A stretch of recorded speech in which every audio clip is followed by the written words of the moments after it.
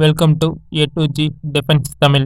Russia கொடுத்த ஒரு ஆஃபரை வந்து இந்தியா மிஸ் பண்ணிருச்சா இல்லையாங்கிறத பற்றி தான் கைஸ் பார்க்க போகிறோம். அதாவது Tu-22M3 பாம்பர் விமானங்களை வந்து 2012 இந்தியாவுக்கு வந்து ரஷ்யா கொடுக்கறதா முடிவு செஞ்சாங்க. ஆனால் வந்து அதை வந்து இந்தியா மறுத்துருச்சு. அது ஏன்ங்கிறத பற்றி பார்க்க போகிறோம் கைஸ். வாங்க வீடியோக்குள்ளே போகலாம். Welcome to A to G defence. Russia வந்து அருளா டைப் அணுசக்தி நீர்மூழ்கி கப்பலை வந்து 2012 இந்தியாவுக்கு வந்து இந்திய ராணுவத்துக்கு குத்தகைக்கு வந்து கொடுத்தாங்க. இதோட விமானம் தாங்கி கப்பலையும் வந்து இந்தியா அந்த டைம்ல வந்து வாங்கி இருந்துச்சு ரஷ்யா கிட்ட இருந்து. ரெண்டையும் வந்து நம்ம சக்சஸ்ஃபுல்லா வாங்கினதால ரஷ்யா வந்து நம்மளுக்கு இன்னொரு பெரிய பேக்கேஜை வந்து தரதுக்கு ரெடியா இருந்தாங்க. அதாவது Tu-22M3 பாம்பர் விமானங்களை வந்து இந்தியாவுக்கு கொடுக்கறதுக்கு வந்து ரஷ்யா முடிவு செஞ்சாங்க. இந்த ஒப்பந்தம் வந்து கடைசி கட்டத்தை எட்டி இருக்கும்போது நிதி காரணமா வந்து இந்த ஒப்பந்தம் ரத்து செஞ்சுட்டாங்க. அதாவது ஏன்னா வந்து ஏற்கனவே வந்து நம்ம ஒரு சப்மரீனையும் வந்து நம்ம வந்து குத்தகைக்கு வாங்கியிருந்தோம். அதுவும் இல்லாமல் வந்து ஒரு விமானம் தாங்கி கப்பலையும் வந்து நம்ம வந்து ரஷ்யா கிட்ட இருந்து வாங்கியிருந்தோம். இது ரெண்டுமே வந்து நம்மளுக்கு ஒரு பெரிய பெனிஃபிட்டாக இருந்தாலும் கைஸ், இது ரெண்டுமே வந்து நம்மளுக்கு ஒரு பெரிய செலவு தான் என்ன இருந்தாலும். அதனால வந்து நம்ம இந்த பாம்பர்ஸ் விமானத்தையும் வந்து நம்ம செலவு பண்ண முடியல நம்மளால. 12 வந்து நம்மக்கிட்ட அவ்வளோ டெக்னாலஜிஸ் வந்து நம்மக்கிட்ட இல்லை. அதே சமயத்தில் வந்து நம்ம வெப்பன்ஸ் பேக்கேஜும் வந்து நம்ம மேட் இன் இந்தியாவாக இல்லை. அதனால வந்து நம்ம இந்த பாம்பர் விமானத்தை வாங்கினோம்னா அதோட வெப்பன்ஸையும் வந்து நம்ம ரஷ்யா கிட்ட இருந்தோம் இல்லை அமெரிக்கா மாதிரி பெரிய நாடுகள் கிட்ட இருந்து தான் நம்ம வாங்கியிருக்கணும். இதனால வந்து நம்ம வந்து இதை ரத்து பண்ணிட்டோம். ஏன்னா வந்து இதை வாங்குற ரேட் இல்லாமல் வந்து இது யூஸ் பண்ணுற ரேட் வந்து காஸ்ட் அதிகமாக இருக்கும் கண்டிப்பாக. ஏன்னா வந்து அந்த டைமில் வந்து அந்த அவ்வளோ டெக்னாலஜி வந்து நம்மக்கிட்ட இல்லை. இந்த மாதிரி நம்ம யூஸ் பண்ண ஆரம்பித்தோம்னா காஸ்ட் வந்து அதிகம் ஆகுங்கிறதுனால வந்து இந்த பேக்கேஜை வந்து நம்ம ரத்து பண்ணிட்டோம் அந்த டைமில். உங்களுக்கு இப்போ வரைக்கும் தெரியுங்க, இப்போ வரைக்கும் வந்து உலகத்தில் வந்து 4வது பெரிய இராணுவத்தை வச்சிருக்கிற நாடு இந்தியா தான். இந்தியா கிட்ட வந்து பாம்பர்ஸ் விமானம் இன்னைக்கு வரைக்கும் அதை வந்து இப்போ ரெடி பண்ணுற பிளானிங் போய்கிட்டு இருந்தாலும் கரண்ட்டில் பாம்பர் விமானம் நம்மக்கிட்ட இல்லை. இந்திய கடற்படைக்கு வந்து பெரிய தாக்கத்தை வந்து இந்த ஒப்பந்தம் ஏற்படுத்துச்சு.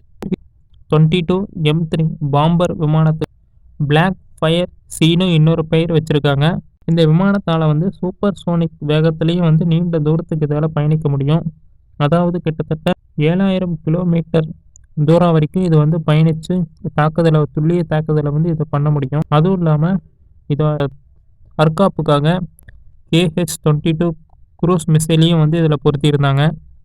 இதோட தற்காப்புக்காக இந்த பாம்பர் விமானம் வந்து ரஷ்யா விமானப்படையிலையும் ரஷ்யாவோட கடற்படையிலையும் வலிமையான விமானமாக வந்து இப்போ வரைக்கும் கரண்ட்டில் இருக்குது. அதுவும் இல்லாமல் ஒரு போர் சமயத்தில் இதோட செயல்திறன் வந்து ஹைலி ரெக்கமெண்டடாக இருக்குது. இது வரைக்கும் Tu-22M3 பாம்பர் வந்து இந்திய பெருங்கடல் பகுதியிலையும் இந்திய கடல்சார் பாதுகாப்புலையும் வந்து ஒரு பெரிய நம்பிக்கையை வந்து கொடுக்கணும் எதிர்பார்க்கப்பட்டுச்சு அந்த டைமில். ஆனால் வந்து இந்தியா கிட்ட இப்போ வந்து இந்திய கடற்படை சர்ஃபேஸ் கப்பல்கள், அதுவும் இல்லாமல் நீர்மூழ்கி கப்பல்கள், கடல் ரோந்து விமானங்கள் வந்து இப்போ பயன்பாட்டில் இருக்குது இந்திய கடற்படை கிட்ட. Tu-22M3 மாதிரி நீண்ட தூர குண்டுவீச்சு விமானங்கள் வந்து இந்திய ஆயுத களஞ்சியத்தில் வந்து முக்கியமான பங்கை வந்து வச்சிருக்கும். இதை மட்டும் வாங்கியிருந்தாங்கன்னா அதோட பாகிஸ்தான் சீனா மாதிரி எல்லை பிரச்சனைகளையும் வந்து சமாளிக்கிறதுக்கு வந்து இது ஒரு பெரிய நம்பிக்கையாகவும் இருக்கும், பெரிய சப்போர்ட்டாகவும் இருக்கும். அதே நேரத்தில் நீண்ட தூர துல்லிய தாக்குதலுக்கும் வந்து இந்த மாதிரி விமானங்கள் வந்து ரொம்ப உதவியாக இருக்கும். ஓகே கைஸ், இந்த பாம்பர் விமானங்களை வந்து இந்தியா வாங்கி இருந்துச்சுன்னா என்ன பிரச்சனைகள் வரும்னு பார்க்கலாம் கைஸ். முக்கியமாக கைஸ், இந்தியா ஜப்பான் கூட வந்து நம்ம இப்போ இருக்கிற மாதிரி ஃப்ரெண்ட்ஷிப்பாக வந்து இந்த விமானங்களை வந்து வாங்கி இருந்துச்சுன்னா அவ்வளோ நட்பாக வந்து நம்மளுக்கு இந்த ரெண்டு நாடுகளும் நமக்கு வந்து இருந்திருக்க மாட்டாங்க. ஏன்னா வந்து அவங்கள வந்து எதிர்க்கிற மாதிரி ஒரு டெக்னாலஜி வந்து நம்மக்கிட்ட இருந்திருக்கும் நம்ம பாம்பர் விமானங்களை வந்து வச்சுருந்தோம்னா. இதுவும் ஒரு காரணமாக வந்து கருதப்பட்டுச்சு அந்த டைமில். ஆனால் கைஸ், இது வரைக்கும் வந்து நம்மக்கிட்ட பாம்பர் விமானம் வந்து நம்ம ஆர்மியில் இல்லை. ஆனால் வந்து நம்மளுக்கு வேணுமுன்னா நம்ம வந்து இப்போ இருக்கிற பொருளாதாரத்துலையும் நம்ம வந்து எந்த நாட்டுக்கிட்ட இருந்தோன்னா பாம்பர் விமானத்தை வந்து நம்ம உடனடியாக வாங்கவும் முடியும் கைஸ். அதே நேரத்தில் நம்மவும் வந்து பாம்பர் விமானத்தை வந்து DRDOவும் மற்ற தனியார் கம்பெனிகளும் வந்து ரெடி பண்ணிக்கிட்டு தான் இருக்காங்க. நம்ம வந்து வாங்கணுங்கிற அவசியம் இல்லை.